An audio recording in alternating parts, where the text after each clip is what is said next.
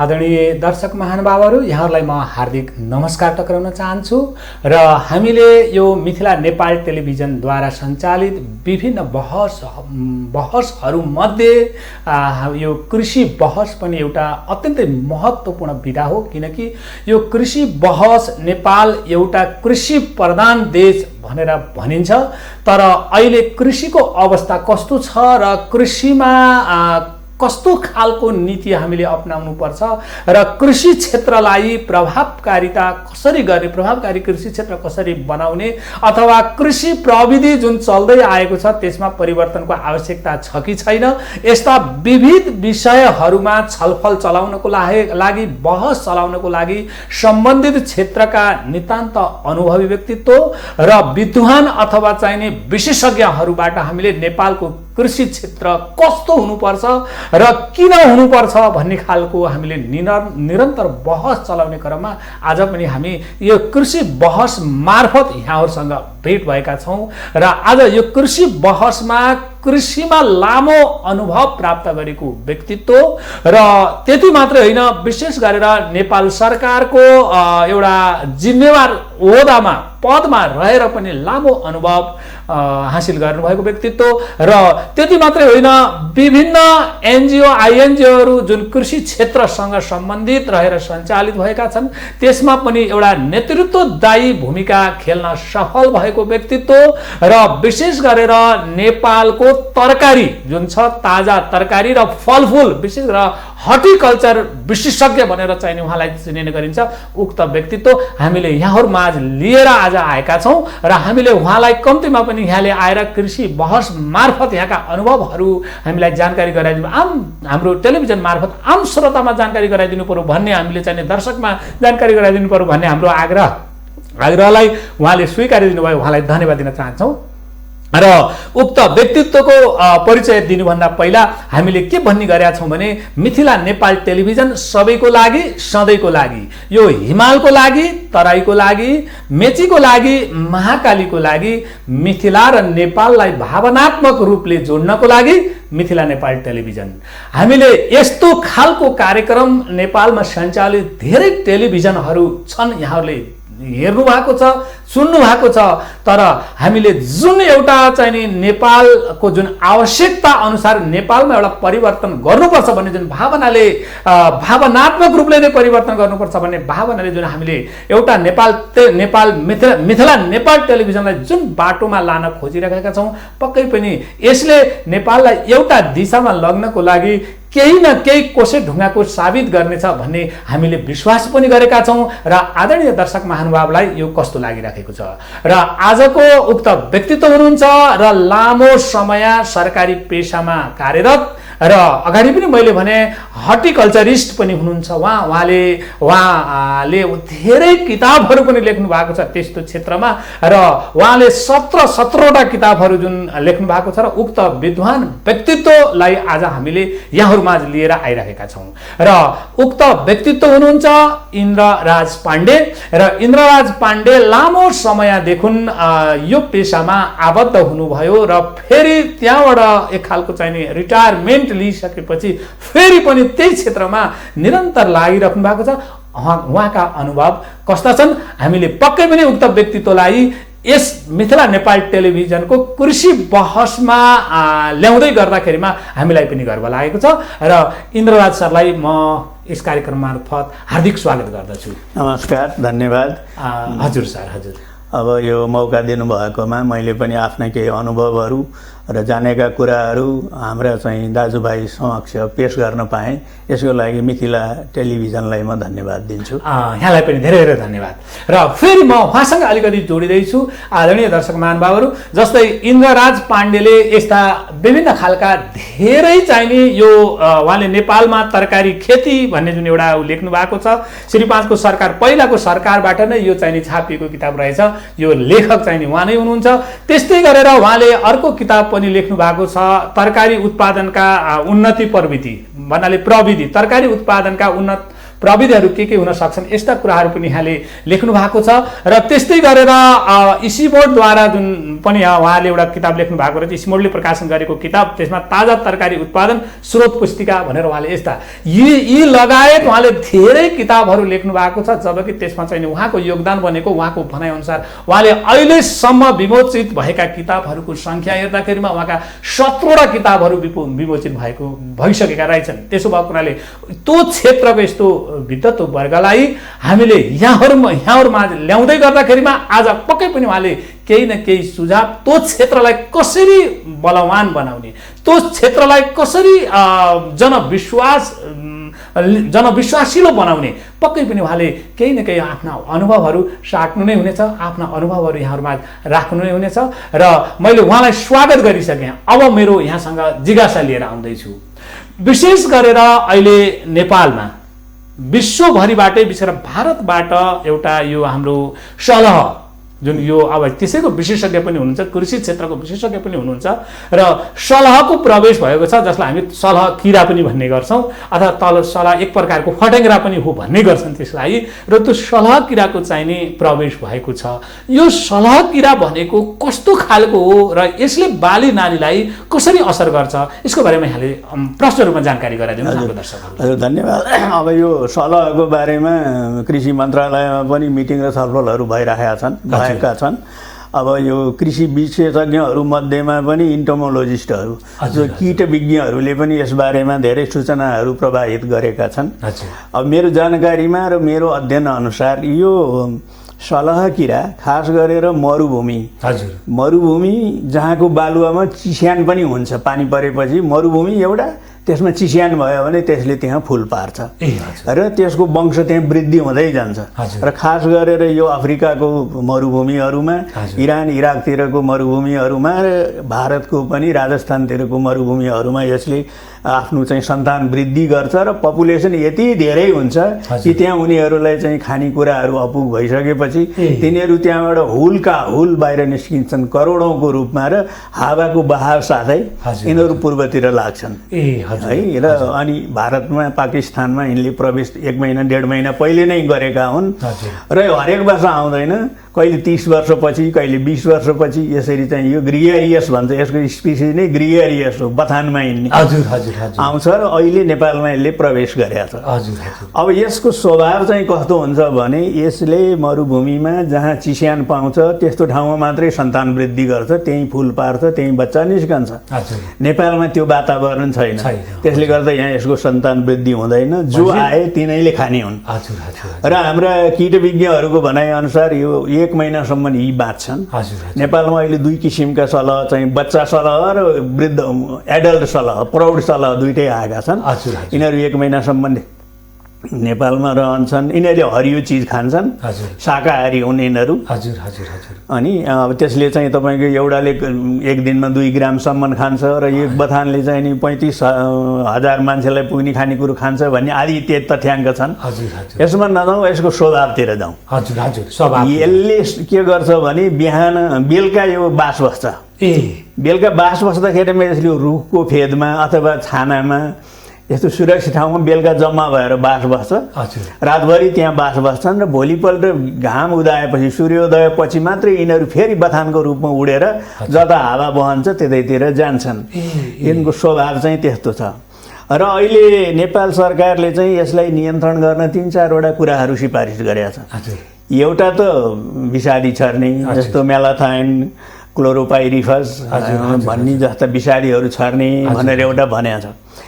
दोस्रो कुरा सरकारले के पनि गरेको छ भने कुनै ठाउँमा 1 किलो जम्मा गरेर ल्यायो भने 20 रुपियाँ दिने, कुनै ठाउँमा 50 रुपियाँ दिने, 100 रुपियाँसम्म दिने भनेर यसको मूल्य तोकेको छ। र अर्को यसको विशेषता के हो भने यो सलहलाई मानिसहरूले खान्छन्। खाने चिज पनि खाने वर्गभित्र पनि पर्छ, खाने वर्गभित्र पर्छ भनेपछि हामीहरूले पनि त पकेर खाना हुन्छ। हजुर, यसमा 70% प्रोटिन हुन्छ है। अनिखेरि यसले चाहिँ तपाईँको प्रेसर पनि बढाउँदैन, आदि इत्यादि फाइदाको कुराहरू पनि छन् भनेको छ। र यसका डिसहरू बन्छन्। अब यहाँ के छ भने एकातिर सरकारले विषादी पनि छर्ने भनेर अनुगमन सुरु गरेको छ। अर्कोतिर जम्मा गरेर ल्यायो भने पैसा दिन्छु पनि भनेको छ। अर्कोतिर अब बिरुवाहरू धानका बेर्ना जोगाउनु पर्यो भने झुलले छोप्ने, अनि बारीमा बसेकोहरूलाई बाजा बजाउने, ढ्याङ्ग्रो बजाउने, म्युजिक बजाउने भन्ने कुराहरू पनि भनेको छ। यो सबै ठिक छ, यसलाई नियन्त्रण गर्न भगाउन। अब यहाँ मैले एउटा कुरा के भन्न चाहन्छु भने, यदि सरकारले विषादी छर्यो भने, विषादी छरेको ठाउँबाट यदि मानिसहरूले त्यो किरा सङ्कलन गरेर ल्याए भने फेरि खानु भएन। त्यसलाई चाहिँ पैसा दिइसकेपछि खाल्टो खनेर गाड्न पर्यो। सरकारले यो कनेक्सन गर्न पर्यो। होइन अब मानिसहरूले खाने हो भने बिख नछरेको ठाउँमा अथवा विषादी नछरेर सङ्कलनलाई मात्र जोड दिने हो भने अनि त्यसलाई ल्याएर खाए पनि भयो, त्यसलाई कुखुराको दाना बनाए पनि भयो। ए कुखुराको दाना बनाउन पनि हुन्छ। पाकिस्तानले यसले कुखुराको दानामा हालेर बनायो। उसले चाहिँ तपाईँको 1 किलो ल्यायो भने 20 रुपियाँ पाकिस्तानी रुपियाँ दिन्छु भनेको थियो। सङ्कलन गरेर यो दाना बनाउने कुरो सुरुवात चाहिँ पाकिस्तानले गरे हो, त्यो इन्डियाले पनि सिक्यो। र यसको नियन्त्रण गर्ने कुराहरू चाहिँ नै हुन्। अब कति कति मान्छे भनेपछि त्यो विषादी छरेर जुन मरेको हुन्छ त्योबाट कुखुराको दाना बनाउन मिल्ने भएन। फेरि कुखुरा मर्छ, यतातिर कुखुरा मर्छ, अर्को महामारी आउँछ, मान्छेले खायो भने पनि महामारी हुन्छ। त्यसले गर्दा विषादी छरेको ठाउँबाट सङ्कलन गरेकोले गाड्नै पर्यो, खाना ओर्न भएन। होइन अब कुखुराको दाना बनाउने हो र मान्छेले खाने हो भने विषादी छर्न भएन। त्यस कारण कुनै क्षेत्रमा फेरि यो के हुन्छ भने आज यहाँ विषादी छरेको छ तुरुन्तै त मर्दैन नि। यसलाई छर्ने विषादी भनेको संसर्ग विष भन्छन्, कन्ट्याक्ट पोइजन। शरीरमा त्यसको प्रभाव कति दिनसम्म रहन्छ र त्यो मर्छ? त्यो मर्नलाई त झन्डै 24 घन्टा लाग्छ। त्यसमा त कन्ट्याक्ट पोइजन हो, त्यो खाएपछि मरिहाल्छ। त्यस कारण यही नै 2-3टा कुरा हामीले ध्यान दिनु पर्यो। एउटा चाहिँ थोरै सलह आएको छ भने बाजा बजाएर, ढ्याङ्ग्रो बजाएर, आगो लखट्यो, बत्ती बालेर, बोट बिरुवा हल्लाएर पनि लखेट्न सकियो। लखेटे पनि छिमेकीको बारीमा त फेरि गएर बस्छ है।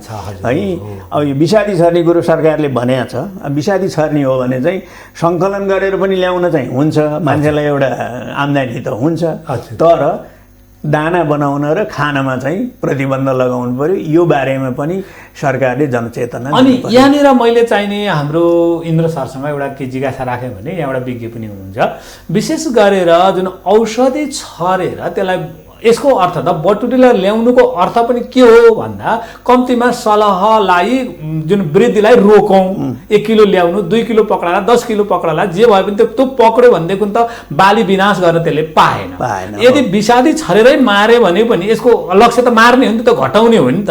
भनेपछि त त्यो मारिसक्यो भनेदेखि त विषादी छरेर त्यो मर्यो भने त ल्याउनुको त के अर्थ रहन्छ र फेरि, होइन र? त्यो रहेन। अब त्यसले गर्दा यहाँ चाहिँ अब यदि के भने विषादी छरेरै पनि सङ्कलन गरेर मारेर ल्याउँदाखेरिमा जसले सङ्कलन गर्छ त्यसलाई अलिकति आर्थिक उपार्जन हुन्छ भन्ने चाहिँ एउटा हामीले सकारात्मक पक्ष लिउँ, होइन? विषादी नछरिकन ल्याएको ठाउँबाट त दाना बनाउनु पनि भयो, कुखुरालाई खुवाउनु पनि भयो, आफै खाए पनि भयो है, शाकाहारी किरा हो। अब विषादी पनि छर्ने ल्याएर दाना बनाउनु चाहिँ भएन, विषादी पनि छरेको ठाउँमा ल्याएर खान चाहिँ भएन। भनेपछि यसको अर्थ हो विषादी छरेकोलाई भन्नाले चाहिँ नि किलोको 20 रुपियाँ दिनु, 10 रुपियाँ दिनु, 25 रुपियाँ दिनु, त्यो त्यति उपयुक्त चाहिँ नि भएन। किन भन्दाखेरिमा एउटा त त्यसलाई घटाउन विषादीले घटायो, होइन त सर?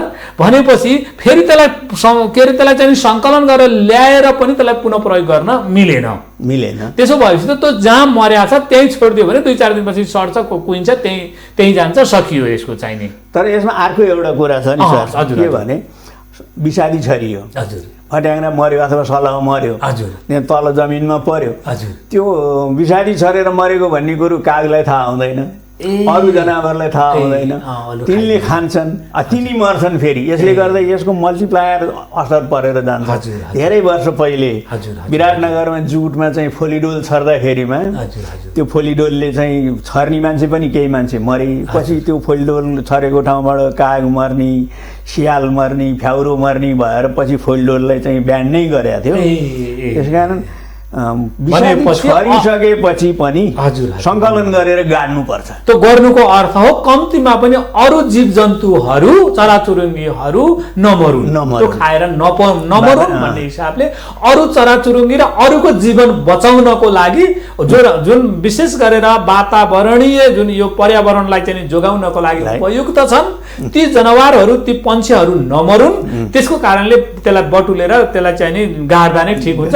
त्यसो भएको हुनाले आम नागरिकहरूले मरेपछि विषादी छरेकोलाई पनि सोरेर टिपेर जम्मा गरेर ल्याएर बरु 20 रुपियाँ दिँदा नै राम्रो हो भन्ने चाहिँ नि यहाँको निष्कर्ष आयो। हजुर आदरणीय दर्शक महानुभावहरू, हाम्रो इन्द्रराज पाण्डे जुन उहाँ चाहिँ नि हर्टिकल्चरिस्ट पनि हुनुहुन्छ र लामो सरकारी सेवाको अनुभव भएको व्यक्तित्व पनि हुनुहुन्छ, जुन अहिले सलहको जुन एउटा चाहिँ बिग नेपालमा पनि भित्रिएको छ, त्यसको लागि उहाँको भनाइ अनुसार त्यसलाई सिधै चाहिँ नि पक्रेर ल्यायो, त्यसलाई समातेर ल्यायो भने त्यसलाई आफैले खाँदा पनि हुन्छ, कुखुराको दाना बनाउन पनि सकिन्छ र त्यसलाई मल्टिपर्पजमा प्रयोग गर्न सकिन्छ, जुन उहाँको भनाइ अनुसार यो विचार आयो। र पाकिस्तानले पनि यसबाट चाहिँ नि दाना बनाएको कुखुराको दाना बनाएको उदाहरण पनि उहाँले दिनुभयो। त्यस्तै गरेर पहिला जुन पाकिस्तानले कुखुराको दाना बनाउन प्रयोग गर्यो भने त्यसरी नै अब इन्डियाले पनि पाकिस्तानको यो सिको गरेर उसले पनि कुखुराको दाना बनाउन चाहिँ प्रयोग गर्यो भनिएको छ। हामी पनि लगभग कुखुरा पालन गर्ने धेरै किसानहरू हुनुहुन्छ र चिकनमा हामी चाहिँ आत्मनिर्भर बन्दैछौँ र अहिले दानाको पनि समस्या परेका कुराहरू पनि आइरहेको छ।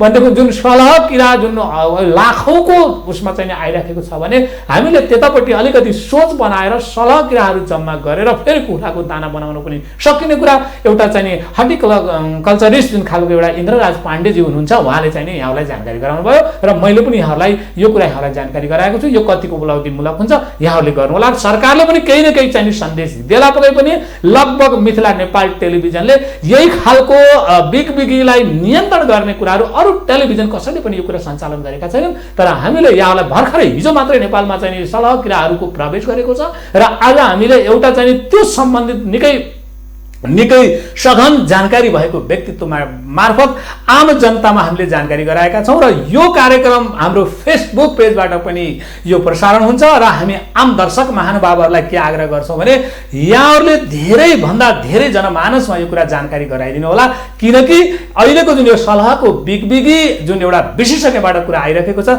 यो निकै प्रभावकारी पनि बन्न सक्ने हाम्रो आग्रह छ। अब फेरि म हाम्रो अतिथि महोदयसँगै म जोडिँदैछु र अब त्यसो भने यो सलह किराको एउटा मैले के सुन्थेँ भने पहिला पनि धेरै हाम्रो यो बाबुबाजेहरूले बुवाहरूले सुनाउने गर्नुहुन्थ्यो, यो सलहको प्रवेश भनेको चाहिँ नि सह हो र यो प्रवेश गरेपछि त्यो वर्ष त्यो मुलुकमा चाहिँ नि त्यो देशमा चाहिँ नि अलिकति सह भित्रिन्छ र अन्न बालीहरूको उत्पादन बढी हुन्छ भन्ने पनि त्यो मैले कहावत सुनेको थिएँ। यो प्रति यहाँको कतिको विश्वास छ, कस्तो सुन्नु भएको छ यहाँले? अब यसलाई चाहिँ म वैज्ञानिक दृष्टिकोणबाट पुष्टि भएको म मान्दिनँ, किनभने सलह बथान आइसकेपछि यसले हरियो क्लोरोफिल जुन हुन्छ त्यो हरित कणिका जम्मै खाएर नाङ्गो पारिदिन्छ।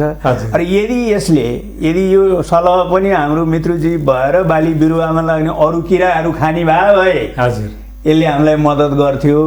तर यो शाकाहारी किरा हो, यसले अरू किरा खाँदैन, हरियो चिज मात्रै खाने भए हुनाले सलह आएपछि सहकालै आउँछ भन्ने कुरोमा चाहिँ मलाई त्यति विश्वास चाहिँ छैन। अब यो बुढापाकाहरूले कुन आधारमा भने हुन् त्यो चाहिँ अब खोजकै विषय हो। भनेपछि यो विशेष गरेर यहाँले पूर्व दिशातिर यसको बहाव चाहिँ पूर्व दिशातिर हुन्छ, यो सदैव त्यस्तै हुने हो अथवा किन पूर्व दिशातिर हुने हो? यहाँको चाहिँ के यस सम्बन्धी यहाँको अनुभव कस्तो छ अथवा यहाँको अध्ययन त्यसमा कसरी होइन? यो पूर्व मात्रै होइन, यो हावाको जता हावा बहन्छ त्यतातिर यो उड्न सजिलो हुने हुनाले उड्ने हो।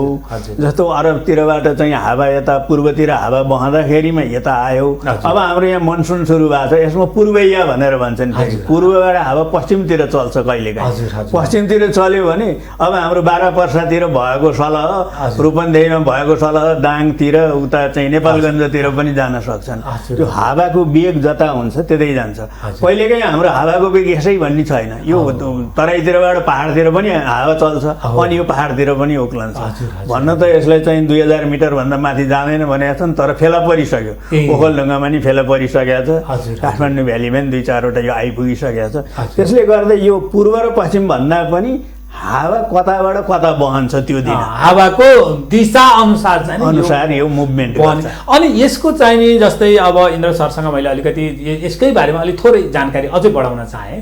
यसको लाइफ तपाईँको चाहिँ नि कति समयसम्म यो बाँच्न सक्ने त्यस्तो के छ यसको इतिहास? अब हाम्रो चाहिँ तपाईँको कृषि विभागको पूर्व महानिर्देशक डाक्टर दिल्ली शर्मा, उहाँ चाहिँ नि इन्टमोलोजीमै पिएचडी गर्नुभएको छ। हिजो उहाँले चाहिँ टेलिभिजनबाट पनि सन्देश दिनुभएको छ। यो 1 महिनासम्म यो चाहिँ निक्लिसकेपछि फुलबाट निक्लेर जुन उड्छ नि त्यो एडल्ट अवस्थामा अथवा त्यो प्रौढ अवस्थामा चाहिँ 1 महिनासम्म बाँच्छ भन्नुभएको छ। र पहिलेका अनुभवले पनि यो 1 महिनामा यो मर्छ कि त त्यो 1 महिनाभित्रमा फेरि फुल पार्ने ठाउँमा गएर यसले फुल पार्नु पर्यो, यो सकिन्छ, यसको अर्को सन्तान निस्कन्छ। तर नेपालमा चाहिँ यसको फुल पार्ने वातावरण नभए हुनाले यसको अवस्था 1 महिना रहन्छ भन्ने छ। भनेपछि त्यो जसरी भित्रियो अब फेरि फर्केर त्यो चाहिँ अब त्यो खाडी मुलुकहरू विशेष गरेर चाहिँ यो चाहिँ मरुभूमितिर यो जान भ्याउँदैन, ओसिलो मरुभूमितिर यो जान भ्याउँदैन भनेपछि यो काहीँ न काहीँ अथवा नेपालमै पनि यसको चाहिँ मृत्यु हुन सक्ने भयो अथवा कुनै ठाउँमा गएर यो अन्त हुन सक्ने भयो। तर नेपालमा यो बस्यो भने पनि यसले चाहिँ सन्तान वृद्धिको लागि अनुकूल वातावरण छैन। एक लट आयो र त्यही लट मात्रै हो, यो पुनः फेरि जीवित यो रहन सक्दैन, सन्तान वृद्धि हुन सक्दैन भन्ने यो एकपटकको प्रभाव मात्रै हो भन्ने यहाँको निष्कर्ष चाहिँ नि आयो हैन सर? ठिक छ, ल धन्यवाद सरलाई। अब जस्तै आदरणीय दर्शक महानुभावहरू सलह किरात जुन हाम्रोमा आएको छ, बाली नाली पनि निकै नष्ट गरेको हामीले देखेका पनि छौँ। लगभग अब यहाँहरूलाई चाहिँ नि सरकारले आम किसान वर्गलाई सरकारले पनि एउटा नोटिस जारी पनि गरेको छ। कम्तीमा पनि जुन त्यो बिउहरू विशेष गरेर साना बिउहरूलाई छोपेर त्यसलाई चाहिँ बचाउनु होला। यो सधैँभरि एकै ठाउँमा बस्दैन, यो उडेर जान्छ। यदि एक ठाउँमा एक दिन बस्यो भने अर्को दिन चाहिँ अर्को ठाउँतिर जान्छ। कम्तीमा त्यसलाई चाहिँ अब 2-4 दिन धान रोप्नलाई चाहिँ अलिकति यहाँहरूले चाहिँ पछाडि गर्दा हुन्छ होला त्यो प्रभाव क्षेत्रमा भन्ने खालको सरकारले नोटिस पनि जारी गरेको छ। पक्कै पनि यहाँहरू पनि यसबाट सचेत भएको हुनु होला। यदि हुनु भएको छैन भने पनि यस मिथिला नेपाल टेलिभिजनको कृषि बहस मार्फत हामीले पनि यहाँलाई जानकारी गरायौँ। त्यस्तै गरेर एउटा चाहिँ नि कृषि सम्बन्धी एउटा जुन एउटा स्पेशलिस्ट एउटा विशेषज्ञ हुनुहुन्छ उहाँले पनि यहाँलाई जानकारी गराइराख्नु भएको छ। पक्कै पनि यहाँहरू सचेत बनिदिनु होला। अब फेरि म यहाँहरूसँगै जोडिएँ। लगभग हामीले सलहको बारेमा त एक खाले हामीले जानकारी गरायौँ। लगभग अब यस्तै प्रभाव यस्तै नै होला। र अब मैले चाहिँ नि यहाँकै क्षेत्रतिर अब म कन्सन्ट्रेट हुँदै आउँदैछु। त्यो भनेको के हो भने यहाँले विशेष गरेर कृषि क्षेत्रमा कृषि अनुसन्धान परिषदमा पनि यहाँ लामै समय चाहिँ नि काम गरेको कुराहरू मैले सुनेको छु। भनेपछि नेपालको कृषि क्षेत्र पहिला आजभन्दा 25-30 वर्ष अगाडि अथवा 30-35 वर्ष अगाडिको अवस्था र अहिलेको अवस्था हेर्ने हो भने जस्तै त्यति बेला चाहिँ नि लगभग हामीले जान्दाखेरिमा नेपाली आम जनताले विशेष गरेर यो मसला नुन र कहिले अलिकति यो तेलहरू किन्ने गर्नुहुन्थ्यो। जे जति आफ्नो बारीमा उत्पादन खेतमा उत्पादन थियो त्यसैले नै खान पुग्थ्यो। तर अहिलेको अवस्था त्यस्तो छैन। तर हामीले भनिँदैछ कृषि प्रधान देश र पनि यो उत्पादनमा कमी हुँदै जानुको कारण एउटा चाहिँ नि एउटा त्यही क्षेत्रमा काम गरेको त्यसैको रिसर्च गरिराख्नु भएको जुन एउटा व्यक्तित्वको नाताले किन यो कर्मिक रूपमा यो घट्दो अवस्थामा छ, किन आत्मनिर्भरतामा कमी हुँदै गएको छ, यसलाई यहाँले कसरी हेर्नु भएको छ? होइन, यसमा यस्तो सर के भने उत्पादन घटेको होइन होइन, उत्पादन त तपाईँको यो 15 सालमा भन्दा 20 सालमा भन्दा धेरै बढ्या छ। त्यो बेलामा हाम्रो 1 बाली मात्रै धान हुन्थ्यो, उत्पादकत्व पनि कम थियो। अहिले 3 बाली 2 बाली धान लगाउने सिस्टम आयो, गहुँ थिएन, गहुँको प्रचलनमा आयो। त्यस्तै अरू बालीहरू तरकारी मसला बालीहरूमा पनि विकास भएको छ। अब 30-35 सालतिरको बिचमा हामी धान चामल एक्सपोर्ट पनि गर्थ्यौँ अघि, हाम्रो उत्पादन थियो। अब अहिले उत्पादन धानको उत्पादन तथ्याङ्कमा नघटे पनि धान खेती हुने जमिनहरू घर घडेरीमा गएका र अन्य प्रयोजनमा भएको हुनाले जमिन घट्या छ। अर्को हामीलाई खाद्यान्न नपुग्नुको कारण चाहिँ 30-35 सालतिर हाम्रो जनसङ्ख्या 1,25,00,000 भन्थ्यौँ हामी। 100 करोड हात भनेर हामी चाहिँ भन्थ्यौँ, गीत गाउँथ्यौँ। आज हामीसँग 300 करोड छ या 3 करोड छ। 100 लाखबाट हामी 300 लाख पुग्यौँ नि। त्यसले गर्दा जनसङ्ख्या वृद्धि भएको कारणले पनि माग बढ्या हो। अर्को कुरा हामीले इम्पोर्ट गर्ने भनेको खाद्यान्नमा चामल मात्रै हो। हामीले खास गरेर अलिकति गहुँ मैदाहरू इम्पोर्ट गर्छौँ, नत्र अरू हामी इम्पोर्ट गर्दैनौँ। मकै चाहिँ हामीले कुखुराको दानाको लागि इम्पोर्ट गर्छौँ। अब किन यो चाहिँ हामीलाई खान पुगेन त भन्दा दुईटा कारण। एउटा कुरा जनसङ्ख्या वृद्धिले गर्दाखेरिमा माग बढ्यो। अर्को कुरो हाम्रो खानपानको बानी बदलियो। हाम्रो चाहिँ के भने पहिले अघि सरले भने जस्तै जुन निर्वाहमुखी कृषि भन्ने गर्छन् नि विद्वानहरू, म त निर्वाहमुखी नभनिकन सम्पन्नमुखी भन्छु यसलाई। हामी पहिले गाउँ सम्पन्न थियो। गाउँमा एउटा समुदायमा धान नहुनेले धान हुनेको खेतबाट धान लिन्थ्यो र श्रम दिन्थ्यो। अनि फेरि कोदो मकै धान सबै कुरो मिलाएर वर्षभरि अन्न भण्डारमा राखेर खाद्यान्न पुग्थ्यो। अब हामी अहिले कोदो मकै कम खाने, जहाँसुकै पनि भातै खानुपर्ने, त्यसले गर्दा चामलको माग बढ्या हो। त्यो पूर्ति गर्नका लागि आयात भएको हो र उत्पादन घटेको चाहिँ खास गरेर पहाडतिर मकै र कोदोको उत्पादन घट्या हो। मान्छेहरूले कोदो रोप्न छाडेको, मकैको खेती कम भएको, जसले गर्दा चाहिँ बजारबाट बेसौती चामल खाएर चाहिँ बानी भए हुनाले त्यस्तो देखिएको हो। त्यसले गर्दा अझ पनि हिजोकै अवस्थामा यदि हामीले सम्पन्नतातिर नै जाने हो भने कोदो मकै कागुनो चिनो जे जति पनि हाम्रा स्थानीय बालीहरू छन् तिनीहरूको उत्पादन र उत्पादकत्व बढाउनु पर्यो। त्यसैमा अध्ययन अनुसन्धान हुन पर्यो र अनिखेरि हाम्रो खानपानमा पनि हामी भाते मात्रै भएर भएन, हामीले ढेँडोलाई पनि सम्मान गर्नु पर्यो, कोदोलाई पनि सम्मान गर्नु पर्यो, चिनोलाई पनि सम्मान गर्नु पर्यो र यो मिलाएर खायौँ भने हामीले अझ पनि खाद्यान्न सङ्कट नहुन सक्छ। तर के भने हामीले त्यो गरेका छैन। मलाई यो अहिले तपाईँको कुरा गर्दा गर्दै दिमागमा के आयो भने हिजो हामीले असार 15 धान दिवस मनायौँ, देशभरि मनायौँ, बाजा बजाएर मनायौँ, दही चिउरा खाएर मनायौँ।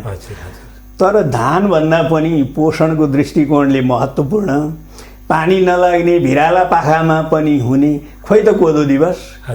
असार 15लाई धान दिवस भनेर मनाउने हो भने साउन 15लाई कोदो दिवस भनेर पनि त मनाउन सके। किन नमनाउने? एउटा नयाँ विचार अहिले कुरा गर्दा गर्दै चलेको। किनभने कोदोलाई के छ भने कोदोलाई पुत्ला लाग्दैन, धानलाई पुत्ला लाग्छ। कोदो तपाईँले एकचोटि सुकाएर भकारीमा हालिदिनु हो भने 4 वर्षसम्म त्यो बिग्रदैन है।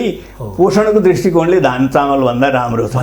कोदोलाई पोषणको दिने जस्तै यहाँ चाहिँ न्युट्रिसन सम्बन्धी पनि यहाँले धेरै कुराहरू चाहिँ रिसर्च गरेको कुरा मैले यहाँको चाहिँ विभिन्न चाहिँ त्यो बायोस्टोरीबाट मैले बुझेँ, अध्ययन गरेँ यहाँको। भनेपछि अब हामीले यो न्युट्रिसनको लागि विशेष गरेर धानभन्दा चामलभन्दा चाहिँ कोदोमा बढी पाइन्छ अनि यहाँको आशय हो। कोदोमा न्युट्रिसन पनि बढी पाइन्छ। अब अहिले तपाईँको खास गरेर तपाईँ हाम्रा उमेरका मान्छेहरूलाई चिनी रोग लागेको छ नि, चिनी रोग लाग्यो भने के खाने? एक झाग मकै खाने, कोदाको रोटी खाने, कोदोको ढेँडो खाने, होइन फापर खाने भनेर जुन भनिया छ नि, त ती बालीहरूको उत्पादन र उत्पादकत्व बढायो भने पनि हामीलाई चाहिँ मद्दत हुन्छ र हामी फेरि यो निर्वाहमुखी भनेर हेला नगरिकन सम्पन्नतामुखी कृषितिर लाग्नुपर्छ। र अहिलेको कोरोनाले चाहिँ यसमा मान्छेले धकेल्याछ। अब मैले यहाँले यो निर्वाहमुखी भन्दा पनि सम्पन्नतामुखी जुन कुरा यहाँले गर्नुभयो, त्यो सम्पन्नतामुखी भनेको चाहिँ नि त्यो सम्पन्नतामुखी कसरी हुन सक्छ? जुन यसमा प्रविधि परिवर्तन गर्ने हो कि अथवा चाहिँ नि त्यो के हो? आम जनताले बुझ्ने भाषामा सम्पन्नतामुखी कृषि प्रणालीमा कसरी जान सकिन्छ त्यसको बारेमा पनि यहाँले चाहिँ यहाँको अनुभव जानकारी गराइदिनुहुन्छ। अब मेरो चाहिँ अवधारणा र मेरो अनुभवले के भन्छ भने पहिलो कुरा त हामी खाद्यान्नमा आत्मनिर्भर हुन पर्यो गाउँमा, र साथसाथै पोषणमा पनि आत्मनिर्भर हुन पर्यो। अहिले चाहिँ दुईटा नारा जुन भन्छन् food security and nutrition security भन्छन्, खाद्यमा पनि सेक्युर हुनु पर्यो अनि त्यस्तै पोषणमा पनि हुनु पर्यो। अब खाद्यान्नमा हुनको लागि अघि मैले भनेको बालीहरूको उत्पादकत्व बढाउनु पर्यो, पोषणमा हुनको लागि गेडागुडी तरकारी पनि उत्पादन बढाउनु पर्यो। अर्को कुरा यो सम्पन्नतामुखी कृषि जुन थियो हाम्रो पहिले, त्यो कृषिबाट किन मान्छे पलायन भए, किन छोडेर तिनी गाउँ छोडेर सहरतिर पलायन भए अथवा विदेशतिर पलायन भए भन्ने त्यसको गुण तत्त्व बेसिक अन्डरलाइन कजेजहरू हामीले विश्लेषण गर्नुपर्छ र त्यो कुरालाई निराकरण गऱ्यौँ भने हाम्रा अहिले जुन विदेशबाट फर्केका नेपाली नागरिकहरू दाजुभाइ दिदीबहिनीहरूलाई गाउँमा कसरी टिकाउने र तिनीहरू किन पहिले गाउँ छोडेर गए अब नछोडाउनको लागि के गर्ने भन्ने किसिमको सोचाइ हामीले बढाउनु पर्छ। अब मैले के अनुभव गरेको भने मान्छे पहिले गाउँमै बस्थे, गाउँमा उनीहरूलाई चाहिँ नि सम्पन्नता थियो, पुग्थ्यो खान। म पनि गाउँमै बसेर हुर्किएको हुँ है। अब तपाईँको मैले पनि गाउँबाटै एसएलसी पास गरेको हो। त्यतिखेर हामीलाई त्यहाँ पढ्दाखेरिमा राम्रै डिभिजनमा पास गरे हो। हामीलाई पढाउने शिक्षकहरू अहिलेका जस्तो तालिम प्राप्त थिएनन्, तैपनि हामीले ल्यायौँ र हामीले चाहिँ खेतीपातीमा पनि काम गर्न सक्थ्यौँ। किनभने त्यतिखेरको शिक्षा प्रणाली अलिकति भनिहालौँ, चैत लागेपछि मर्निङ स्कुल हुन्थ्यो होइन। अनि फेरि बिहान स्कुल गयो, आएर बेलुकीखेर खेतबारीमा बाबुआमासँग काम गर्न पाइन्थ्यो। असारमा चाहिँ हाफेरली जान सकेपछि 2 महिना बर्खे बिदा हुन्थ्यो। हामी मजासँग धान कोदो रोप्ने ओर्ने, घाँस काट्ने, खेतमा जाने, घट्ट जाने सब कुरो गर्थ्यौँ। अनि फेरि भदौ लागेपछि स्कुल जान्थ्यो। त्यसै गरी पढेर हामीले पास गरे, राम्रै गरेको थियो र स्कुलमा गरिबहरूलाई छात्रवृत्ति पनि दिन्थे, टप गर्नेलाई पनि छात्रवृत्ति दिन्थ्यो, फ्रीमा पढाउँथे। शिक्षा महँगो थिएन, किताब किनेर रेगुलर गएपछि पुग्थ्यो। अब मान्छेलाई अब के भयो त भने हामी यो जति पछि विकास हुँदै गयौँ, बोर्डिङ स्कुल र निजी स्कुलहरूले हामीलाई गाउँघरमा नि पेल्यो। शिक्षा पढाउनको लागि सरकारले राम्रो सुविधा दिएको छ। साधारण स्कुलहरूको टिचरहरूको सेवा सुविधा राम्रो छ अहिले पहिलेभन्दा, सबै कुरो दिएको छ। तैपनि त्यहाँ पढाइ किन राम्रो भएन? किन चाहिँ मान्छेहरू बोर्डिङतिर लागे? बोर्डिङमा फिस तिर्न पर्ने भयो। अनि के हो त, पैसा हिजोको जति पैसाले गाउँमा पुगेन, थप आर्थिक नगद आम्दानी चाहियो। नगद आम्दानी गर्ने के गर्नु पर्यो त भन्दा घरको काम गर्न सक्ने मुली मान्छे नगद आम्दानीको लागि विदेशी हो कि सहर पस्यो। अनि गाउँमा बुढापाका मान्छे बाँकी रहे। अनि विदेशबाट रेमिट्यान्स आउनु त आयो। अनि उसले के देख्यो भने मैले गाउँमा पढ्न नसके हुनाले मेरा छोराछोरीलाई पढाउनुपर्छ भनेर श्रीमती र छोराछोरीले सहरमा राखेर रेमिट्यान्सको पैसा खाएर सिद्ध्यायो। गाउँको खेती बिग्रियो। अब ती मान्छेहरू अहिले जो फर्केर आए, त्यसलाई गाउँमा राख्नु पर्यो भने हामीले कृषिमा मात्रै मल र बिउ मात्रै पुर्याइदिएर ल चाहिँ तेरो डाँडापाखा खन जोत खा भनेर उसले धान्दैन।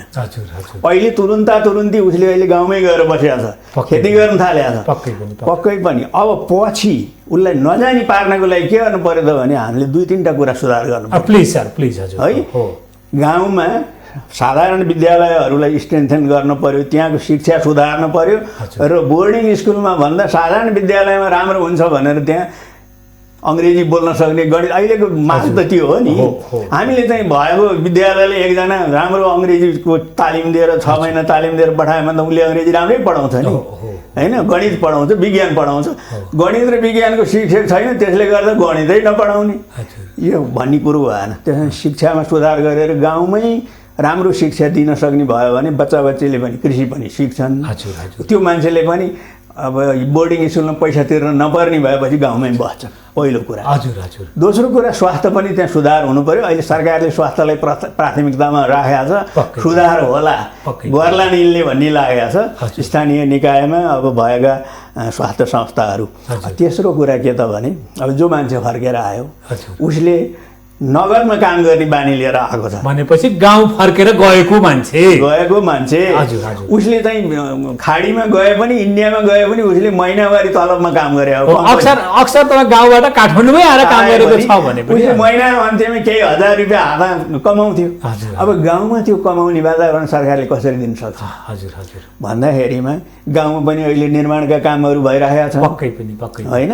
गाउँमा पनि सिकर्मी दकर्मी चाहिएको छ, गाउँमा पनि बिजुली चलाउने बिजुलीको काम गर्ने मान्छे चाहिएको छ, धाराको काम गर्ने मान्छे चाहिएको छ, बाटो बनाउने मान्छे चाहिएको छ।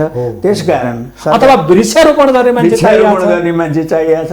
तिनीहरूले आफ्नै गाउँमा आफ्नो खेतीपाती पनि गर, परिवारसँग बच, साधारण स्कुलमा सरकारले यो सुधार गर्छ त्यहीँ पढाऊ र तिमीले चाहिँ कमसे कम वर्षमा 2-3 महिना क्यास अर्निङ, महिनाको 15-20 हजार कमाउने भने वर्षमा कमसेकम 60-70 हजार रुपियाँ गाउँमै बसेर नगद कमाउने भयो भने त्यो नगद बचत हुन्छ।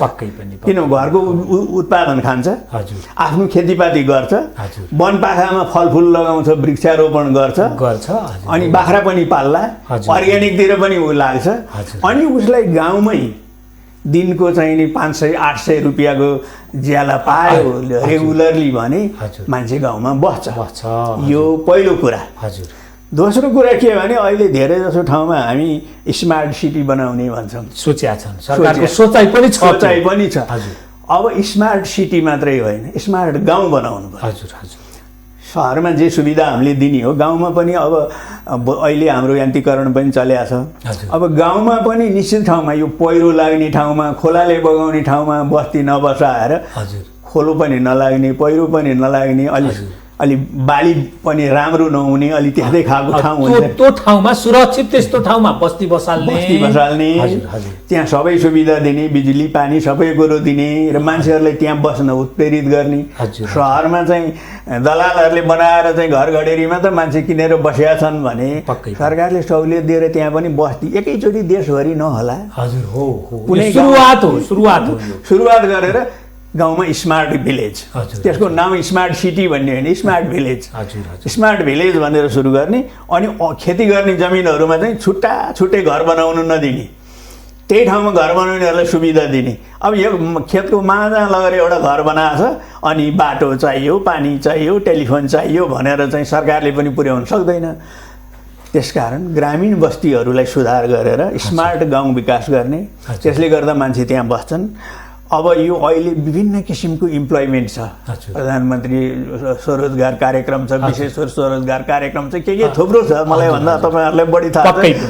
त्यो स्वरोजगार कार्यक्रम परिश्रम गरेर स्वरोजगार हुनु पर्यो, काम गरेर हुनु पर्यो, स्किलफुल काम गरेर हुनु पर्यो।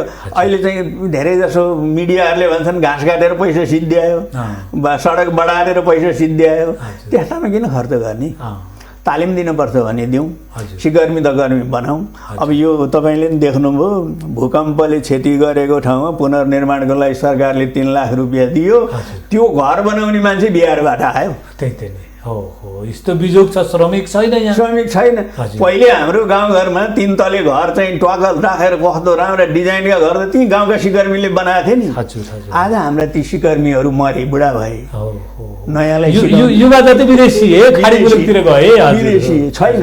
त्यस कारण यसरी हामीले अलिकति खेती भनेर कृषि मात्रै होइन, कृषि सँगसँगै अरू कुराहरू शिक्षा, स्वास्थ्य र ग्रामीण रोजगारलाई पनि सुधार्नु पर्यो। र अब यो बाङ्गाटिङ्गा भएका बारीमा, टेढामेढा भएका आलीमा यान्त्रिकरण हुन सक्दैन, गाह्रो छ है।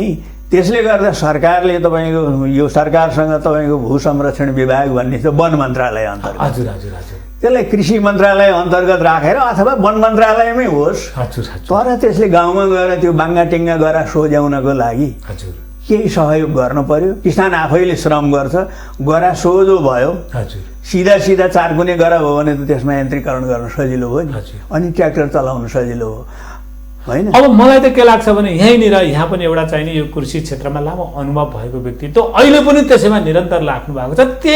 त्यही क्षेत्रका लगभग 17-18वटा किताब चाहिँ यहाँले लेखि भनिसक्नु भएको छ भनेपछि त्यो क्षेत्रप्रति यहाँको कति चासो छ भन्ने कुरा चाहिँ यी विविध कुराहरूले चाहिँ प्रमाणित गर्छ। अब म आफूलाई नै जानकारी हुँदाखेरिमा पनि जानकारी भएको कुरा म यहाँ अलिकति सेयर गर्न चाहे मैले कृषि क्षेत्रको विशेष गरेर। जस्तै पहिला चाहिँ यो जेटिएहरू जुन जाने चलन थियो, अहिले चाहिँ नि अब जेटिएहरू छन् छैनन् कृषि क्षेत्रका, तिनीहरूको जागिर छ छैन, के छ, त्यो दरबन्दीहरू कता गए, अथवा तिनीहरूले चाहिँ त्यो दरबन्दी थियो भने उनीहरू किन जाँदैनन् गाउँतिर? सरकारले दिनुपर्ने पैसा त तिनीहरूलाई दिएकै होला, सरकारको जुन कोषबाट खानुपर्ने जानुपर्ने रकम त गइरहेको होला, तर एकजना पनि जेटिएहरू अहिले किसानले काम गरेको ठाउँमा कुनै पनि सल्लाह सुझाव दिनको लागि जाँदैन भनेपछि अब यहाँले त्यो क्षेत्रको एउटा यो क्षेत्रमा लागिराख्नु भएको व्यक्तित्वको नाताले त्यो दरबन्दीहरू सबै खारिज भएका हुन् कि तिनीहरू छन्, र छन् भने तिनीहरू किन जाँदैनन्? सरकारले तिनीहरूलाई सेवा सुविधा दिया छ छैन? यहाँको जानकारीमा के छ? यस्तो हो, सुरुमा तपाईँको सुरुमा गाउँघरमा तपाईँको घर थिएन, डेढा लिएर बस्थे जेटीजेटीहरू। अनि त्यसका पञ्चायतकालका कुरा हुन्। त्यतिखेर पञ्चायतको सुरुवाती अवस्थातिर जब कृषिमा यो जेटीजेटी सुरु भए उनीहरू बस्थे। अनि खास गरेर गाउँघरमा जसको घरमा बस्यो उसैलाई बढी सुविधा दियो भन्ने उनीहरूलाई लान्छना लाग्थ्यो है। राष्ट्रिय पञ्चायतको बेलामा पनि जेटीजेटी कहाँ हराए भन्ने कुराहरू निकाल्थे। अनि पछि सरकारले एउटा के गर्यो भने होइन यसरी छरिएर होइन, हरेक किसानको घरमा पुग्न सक्दैन, त्यसकारण सेवा केन्द्र बनाउने। सेवा केन्द्रमा कृषिका जेटीजेटी पनि बस्छन्। पशु सेवा केन्द्र, कृषि सेवा केन्द्र भनेर जेटीजेटी त्यहीँ बस्छन्। त्यहाँ किसानहरू आउँछन्, त्यहीँ तालिम दिन्छन्, त्यहीँबाट उनीहरूले बिउहरू पाउँछन्, सल्लाह पाउँछन् भनेर सेवा केन्द्र सञ्चालन गरेका थियो। सेवा केन्द्रको सङ्ख्या कम थियो, पुगेको थिएन। पशु सेवातिर अलिक बढी थियो, कृषिपट्टि थोरै थियो। र पछि जब हामी यो खास गरेर कृषिमा साँच्चै भन्ने हो भने हुन त हामीले ठुलो फड्को मार्यौँ। राणाकालबाट चाहिँ पञ्चायती व्यवस्थामा झार्यौँ होइन। बहुदलीय व्यवस्था पहिले पनि ल्याएको हो। 17 सालबाट पञ्चायती व्यवस्था आयो। त्यसपछि गएर 46 सालमा हामीले पञ्चायती व्यवस्थाले नि राम्रो गरेन भनेर फाल्यौँ। त्यसपछि नेपालको कर्मचारी तन्त्र छाडा भयो है। र जुन बहुदलबाट मानिसहरू निर्वाचित भएर आए, यो प्रशासनको अनुभव थिएन, सञ्चालन गर्ने अनुभव थिएन। कोही भूमिगत थिए, कोही भारत निर्वासित थिए। तिनलाई कसले बिगार्यो त भन्दा कर्मचारी तन्त्रले सिकायो यो कसरी खाने, कसरी उठाउनु पर्छ, लुट्ने खाने त के भनेको लुट्ने तरिका सिकायो भनेर कर्मचारीले नै नेतालाई सिकायो। अनि नेतालाई सहयोगी चाहियो, अनि उनीहरूले पार्टी पिछेको ट्रेड युनियन बनाए। र अब हुँदाहुँदै मैले जागिर छोड्ने ताका यो चाहिँ सरुवा बडुवा कसले गर्थ्यो त भन्दा सुब्बा खरदारले गर्थे। अनि हामी भन्थ्यौँ यो सुखले चलाएको देश, सुब्बा खरदारले चलाएको देश। सचिव कसलाई बनाउनु पर्यो भनेर गएर नेतालाई त्यो सुब्बा खरदारले भन्थ्यो कि फलानले हुँदैन हजुर, फलानले बनाउनु पर्छ। यसरी चाहिँ यो कर्मचारी तन्त्र पनि बिग्रियो। अब कृषिमै आउँदाखेरिमा के हो त भने सेवा केन्द्र थोरै थिए, सेवा केन्द्रमा मान्छे अलिअलि बस्थे र पछि चाहिँ सेवा केन्द्र पनि बिग्रे। सेवा केन्द्र त दुर्गम ठाउँमा थियो। दुर्गम ठाउँको सेवा केन्द्रमा नजानी है। अनि धेरै जसो हाम्रो साथीहरू चाहिँ जेटीजेटीमा अहिले त सबैतिरबाट आउँछन्, धेरै जसो तराईतिरबाट आउँछन्। ती दरबन्दीहरू छन् कि छैनन् अहिले? दरबन्दीहरू छन्, कोही कटे होलान्, कोही कता पुगेको छ, तर त्यसको निश्चित बस्ने ठाउँमा छैनन्। थोरै भए, पहिल्यै थोरै थियो।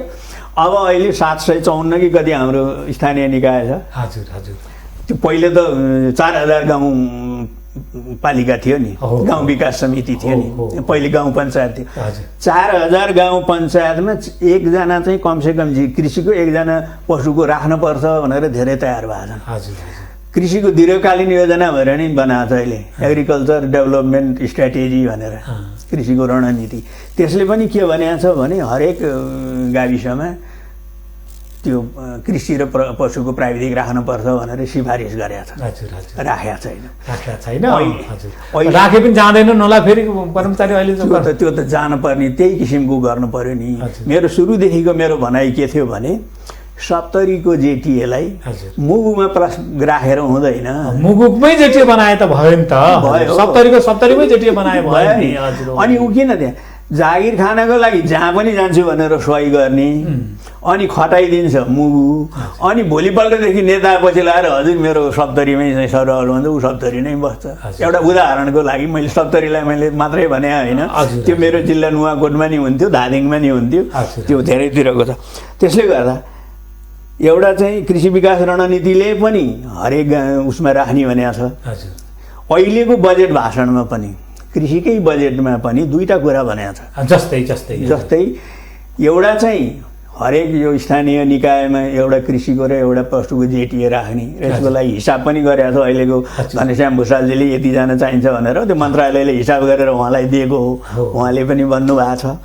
र अर्को त्यतिले पनि पुग्दैन भने भोलुन्टियर, जुन वडाको हो त्यही वडाको अलिकति कृषि बुझेको, अलि चाहिँ SLC सम्म पढेको अथवा 12 क्लास पढेकोलाई तालिम दिने स्वयंसेवक कृषि स्वयंसेवक र पशु सेवा स्वयंसेवक अनि यहाँको बुझाइमा जुन अहिले जुन खालको अहिले कृषि मन्त्री यहाँले नाम पनि लिइहाल्नुभयो घनश्याम भुषाल अहिले अलिकति फरक ढङ्गले जान लागेको जस्तो यहाँले महसुस गर्नुभएको छ इज ट्राइङ जान खोजेको जस्तो मलाई लाग्यो हो हजुर योभन्दा पहिले चक्रपाणी खनालले पनि केही गर्न खोजे हो हजुर चक्रपाणी खनालले पनि चाहिँ बेला बेलामा के भन्नुभयो भने उहाँले सारा अध्ययन गरिसकेपछि नेपालमा कृषिको संरचनागत विकास जे जति राजा महेन्द्रको पालामा भारेछ त्यसभन्दा पछि कसैले केही गरेनछन् भनेर नि भन्नुभयो है र नेपालको त्यो इतिहासलाई हेर्ने हो भने 40 को दशकसम्म यो 40 को भने 44 सालसम्म चाहिँ विभिन्न ठाउँमा फारमहरू खोल्ने फारमहरू सञ्चालन गर्ने यी कार्यक्रमहरू निरन्तर अगाडि बढिरहेका थिए भनेपछि त बहुदलसँगै कृषि पनि खाइदियो क्या बहुदलले हो म भन्दैछु जब हामी 46 सालपछि आन्दोलनपछि बहुदल आयौँ नि त्यसपछि तपाईँको कर्मचारीहरू यति हाबी भए आफूलाई जहाँ पाएको पर्दो जहाँ आफूलाई सुविधा हुन्छ त्यहीँ बस्ने सकेसम्म कृषककोमा जान नपर्ने हामीले टुक्र्यायौँ त्यतिखेर त्यसपछि पहिले कृषि अनुसन्धान र कृषि विकास एउटै थियो 29 सालदेखि 48 सालसम्म र एउटै ठाउँबाट काम हुन्थ्यो अनुसन्धान पनि हुन्थ्यो प्रसार पनि भनेपछि कर्मचारीहरूले तलब पनि खान पर्ने खान पाउनु पर्ने आफूले चाहेको ठाउँमा पनि हुनुपर्ने कर्मचारीको यस्तो खालको प्रवृत्ति विकास भयो उनीहरूमा जसको कारणले भन्नाले कर्मचारी कार्यालयभित्र सीमित हुन पुग्यो अहिले हाम्रो तपाईँको कृषि प्रसार पनि त्यस्तै गरी साँगुरिया छ अहिले त कृषि जिल्लामा कमसेकम जिल्ला कृषि विकास कार्यालय भन्ने हुन्थ्यो त्यो पनि हामीले गणतन्त्र आएपछि मासेर 2टा जिल्लाको लागि एउटा ज्ञान केन्द्र भनेर राखिदिएका छौँ त्यसले कहाँ के काम गर्छ कहिलेकाहीँ सुनिन्छ नाम अनुसन्धानको पनि जाँदैन होला त्यो कार्यालयमै जाँदैन होला अनुभव कसले गर्ने अब यो नेपालको विभिन्न क्षेत्रमा खोलेका फारम केन्द्रहरूमा लथालिङ्ग छन् बारबन्दी छैन बाहिरबाट इन्क्रोचमेन्ट भइरहेको छ त्यहाँ कसैले हेरिरहेको छैन यो दुर्दशा छ संरचनागत त्रुटिहरू धेरै भएका छन् अनि अस्ति मात्रै केही दिन पहिले हाम्रो अहिलेको घनश्याम भुषालजीले के भन्नुभएको छ बडा जोड दिएर सायद त्यो अपर हाउसमा हो कि कहाँ हामीले बडा जोड गरेर बडा दुःखका साथ यो 30-40 वर्षमा हामीले कृषिलाई ध्वस्त पारेछौँ उहाँले भनेको कि बडा दुःखका साथ बडा जोडका साथ कृषिको संरचना ध्वस्त पारेछौँ भनेर भन्नुभयो कि एउटा रियलाइजेसन हो तर उहाँलाई पनि अब बेला बेलामा चाहिँ सामाजिक सञ्जालमा काम गर्न नसक्ने जाडजिरामा देऊ भनेर एउटा पौसेली लेखिरहेको हुन्छ त्यहाँभित्र जालो छ हेर्नुहोस् त्यो जालो तोड्ने कसरी त त्यो जालो तोड्नु पर्छ भन्नाले त्यो त ठगहरूको जालो होला त्यो त लुटहरूको जालो होला त्यो जालो तोड्ने कसरी त्यो तोड्न सकिरहेको छैनन् बेला बेलामा भन्छन् कहिले फ्रस्ट्रेट हुन्छन् कहिले यसो गर्नु उसले 5वटा सूत्र 5 महिनामा निकाले नि मैले सरसँग एउटा कुरा के भन्न मन लाग्यो भने मैले जिज्ञासा राख्न के मन लाग्यो भन्दाखेरिमा जस्तै एउटा मन्त्रीले चाहँदाखेरिमा हामीले के देख्यौँ भन्दाखेरिमा एउटा विद्युत प्राधिकरणको एकजना कर्मचारी जिएमले चाहँदाखेरिमा यति ठुलो परिवर्तन हुँदो रहेछ जुन हामीले महसुस त गरेकै हो नि त हेर्नुहोस् हैन यस्तो ठुलो परिवर्तन हुँदो रहेछ यति ठुलो आयो माहौल आयो त्यहाँभित्र पनि धेरै ठुला समस्याहरू आएका थिए तपाईँको चाहिँ नि त्यहाँ व्यापारीहरू कति थिए दुनियाँ कुराहरू त्यहाँभित्र थिए र पनि उनले चिरे एउटा जिएमले चिर्न सक्छ भने मन्त्रीमा आत्मबल हुने हो र कार्यकर्ता रिसाओस् खुसाओस् भनेर चाहिँ अलिकति एक ढङ्गले जानियो भन्ने त मन्त्रीले गर्न नसक्ने भन्ने त हुन्छ र भने गर्न सक्नुपर्ने हो मेरो धारणा पनि त्यही हो किनभने अब हेर्नुहोस् यो कृषिको चाहिँ के छ भने कृषिको अवयवहरू कृषिका कार्यक्रमहरू धेरै मन्त्रालयमा छरिया छन् कृषि मन्त्रालयसँग सिँचाइ छैन कृषि मन्त्रालयसँग भू संरक्षण छैन कृषि मन्त्रालयसँग वाणिज्य छैन व्यापार छैन कृषिसँग के छ भन्दाखेरिमा के छ केही कर्मचारी छन् मन्त्रालयमा छन् केही अनुसन्धान नार्कमा छन् अब तिनीहरूलाई उनले गर्न सकेका छैनन् सबैले गएर अनि कृषिलाई के भन्छन् भने उत्पादन मात्र गरेर भएन बजारीकरण गर्न पर्यो अब बजारीकरणको सञ्जाल छैन बजारीकरण कृषिको बजारीकरणको जालो इन्डियासँग छ इन्डियाको व्यापारीहरूको चाहिँ यहाँ कालीमाटीमा र ठाउँमा एकदम जालो छ यहाँबाट एक फोन गरेपछि कलकत्ताबाट ट्रकका ट्रक सामान आउँछ हाम्रो चाहिँ चितवनमा र धादिङमा उत्पादन भएको तरकारी फोन गरेको भरमा काठमाडौँ आउने जालो हामीले त्यो बनाउन सकेका छैनौँ उत्पादन गरेको ठाउँदेखि कन्ज्युमरसम्म आउने स्थायी जालो स्थायी नेटवर्क भन्न त सहकारीले होइन त्यो कुरा तपाईँको चाहिँ मन्त्रीले थाहा पाउनु भएको छैन त्यो कुरा थाहा पाएको होला त्यो जालो तोड्नै नसकिने त्यस्तो जालो चाहिने के हुँदो रहेछ म एउटा सामान्य नागरिक सरकारी जागिर छोडेकै आज 57 सालबाट कति 20 वर्ष 21 वर्ष भयो मलाई त थाहा छ मलाई कसले सूचना दिन्छ मैले त टिभी हेर्ने तपाईँहरू जससँग इन्टरेक्सन गरेर मैले सूचना पाउने हो नि उसका त सूचना त सहस्र ठाउँबाट आउँछ नि होइन तर के भने असम्बन्धित ठाउँको सूचनाले चाहिँ गभर्न गर्यो कि सम्बन्धित ठाउँको सूचना लिएर हान्न सक्नु पर्यो अब हेर्नुहोस् न यो जुन गणतन्त्र हामीले चाहिँ 7 प्रान्त बनाइसकेपछि गणतन्त्र आएपछि कृषिको संरचना बनाउन लागेका थिएँ म बाहिर भएको मान्छे पनि मेरो संसर्ग भएको हुनाले बेला बेलामा गइरहेको थिएँ युवक जीसी सचिव थिए है भनेपछि हामी त्यतातिरको अलि गणतन्त्रतिर हामीलाई लाग्दिनौँ सर हामी अहिले चाहिँ अब विशेष गरेर जुन यहाँको अलिकति क्षेत्रतिर म प्रवेश गरेँ अब अलिकति भने टुङ्ग्याइहाल्नु त्यसो हो भने अहिले जुन चाहिँ तपाईँको हरेक स्थानीय निकायमा एउटा कृषिको जेटिए र एउटा पशुको राख्ने भनेको छ अनि त्यो स्वयंसेवक राख्ने भनेको छ नि यो कृषि मन्त्रालयले तुरुन्तै लागू गरेर त्यहाँ मान्छे पठाउनु पर्यो त्यसलाई प्रभावकारी रूपले प्रयोग पनि गर्नु पर्यो राखेर मात्रै होइन कर्मचारी कतिपय काम नगर्ने पानी छ जाँदैन र विशेषज्ञहरू जम्मै केन्द्रमा थुप्रिएका छन् यहाँ चाहिँ 3-4वटा के त 10-12वटा निर्देशनालय छ एक ठाउँमा बसेका छन् कृषि विभाग तिनलाई राख्नु जरुरी छैन सरुवा गरेर पठाउन सकिन्न भने काजमा पठाउने अधिकार मन्त्रीलाई हुन्छ सबलाई काजमा गएर स्थानीय निकायमा काम गर सभामा काम गर्नुपर्छ त्यहीँ गर त्यहाँ उत्पादनमा काम गर्नुपर्छ स्थानीय निकायमा गुन्टागान्ती त्यही छ उत्पादन गर्ने ठाउँ त विशेषज्ञहरूले त उत्पादनलाई हेर्ने हो कृषिलाई हेर्ने हो मन्त्रालयमा त कृषि त्यहाँ त केही छैन त्यहाँ गएर बस कृषकको खेतमा प्रदर्शन गर कृषकलाई सहजीकरण गर कृषकसँगै बसेर त्यहाँ प्रमोट गर कृषकलाई प्रमोट गर यहाँ बसेर यो फाइल उठाएर अङ्ग्रेजीमा चाहिँ पेपर लेखेर हुँदैन भनेर काजमा त ठेल्न सक्नु पर्यो नि सचिव र मन्त्री मिल्यो भने ठेगान लगाउन सक्छन् तर किन गरिरहेका छैनन् त्यो उनीहरूको कमजोरी मलाई थाहा भएन हजुर भन्नाले सचिव र मन्त्री मिल्दाखेरिमा उत्पादन अथवा कृषिमा धेरै सुधार गर्न सकिन्छ हाम्रो इन्द्रराज पाण्डे जुन अनुभवी एउटा सिनियर व्यक्तित्व हुनुहुन्छ उहाँले यो कुरा गर्नु भएको छ र यो कुरा हाम्रो यस टेलिभिजन मार्फत आम जनतामा बताउनु भएको छ मन्त्रीज्यू तपाईँले सचिव र मन्त्री मिल्दाखेरिमा धेरै काम गर्न सकिएको छैन के अरे मिल्दाखेरि धेरै काम गर्न सकिन्छ तर काम भएको छैन त्यो काम नहुनुको कारण के हो के सचिव र तपाईँ मन्त्रीज्यूमा के मिले मतरै नभएको हो भने किन मन्त्री खाइराख्नु कम्तीमा पनि जे देशले जनताले केही लाभ पाउन् भन्ने खालको भावना उहाँले व्यक्त गर्नु भएको छ उहाँलाई धेरै धेरै धन्यवाद अब म यहाँको हामी छोट्याउँदैछौँ हाम्रो उसलाई जस्तै यहाँ विशेष गरेर तरकारी बाली सम्बन्धी यहाँको चाहिने क्षेत्र पर्यो अनुभव पनि त्यसैमा छ विशेष गरेर हामीले चाहिने तरकारीमा हामीले देखेका छौँ नेपालको तरकारी बारीमा कुहेको हुन्छ भारतको तरकारी तपाईको चाहिने ठेलमठेल आइरहेको हुन्छ यो कस्तो खालको कुन संरचनाले यो काम गरेको हुन्छ यसको बारेमा पनि यहाँको बुझाइ के छ मेरो सिम्पल मेरो अन्डरस्ट्यान्डिङ के हो भने अघि पनि मैले अलिकति भने तपाईको उत्तर प्रदेशबाट बिहारबाट बङ्गालबाट सङ्कलन भएको तरकारी त्यहाँको आडती बसेका हुन्छ उसको त्यहाँ सङ्कलन हुन्छ अनि हाम्रो कालीमाटीको अथवा चाहिँ जनकपुरको अथवा पोखराको आडतीले फोन गरिदिएपछि उसले ट्रकमा हालेर यहीँ पुर्याइदिन्छ अनि यहाँ उसको के छ हाम्रो त्यो आडतीहरूसँग पनि भारतसँगको व्यापारीहरूसँगको साठगाँठ राम्रो छ त्यहाँबाट आउँछ अनि जुन यो